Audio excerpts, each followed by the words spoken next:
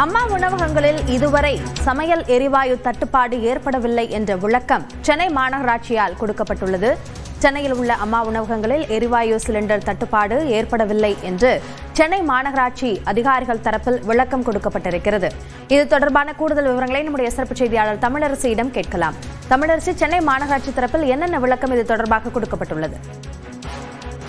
அபிநயா, நாடு முழுவதுமே இந்த சமையல் எரிவாயு தட்டுப்பாடு என்பது நிலவி வருகிறது. பல்வேறு உணவகங்கள் தற்போது செயல்பட முடியாத சூழல் ஏற்பட்டிருக்கிறது.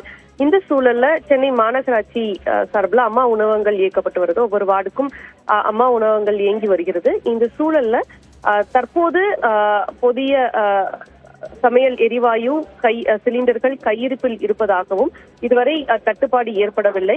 உடனடியாக துறை சார்ந்த அதிகாரிகளுடன் இது தொடர்பாக ஆய்வு கூட்டம் நடத்தி போதிய சமையல் எரிவாயு சிலிண்டர்களை கையிருப்பில் வைக்க நடவடிக்கை எடுக்கப்பட்டு வருவதாக சென்னை மாநகராட்சி ஆணையர் குமரகுருபரன் நியூஸ் 18 தமிழ்நாடு தொலைக்காட்சிக்கு தகவல் தெரிவித்திருக்கிறார்.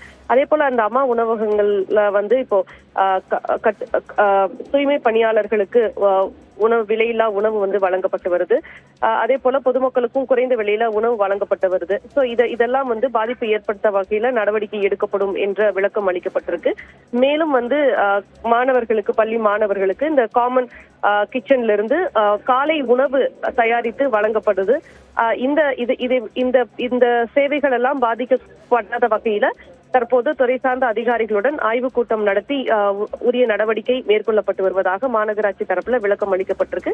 அதே போல சென்னையை பொறுத்தவரை மின் மயானங்கள்ல எல்பிஜி மூலம் இயங்கக்கூடிய வகையில மின் மயானங்கள் நவீனமயமாக்கப்பட்டு செயல்படுத்தப்பட்டு வருகிறது.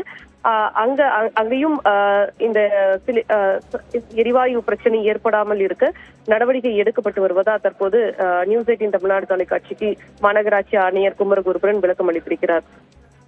அபிநயா, விரிவான விவரங்களுக்கு நன்றி தமிழரசி.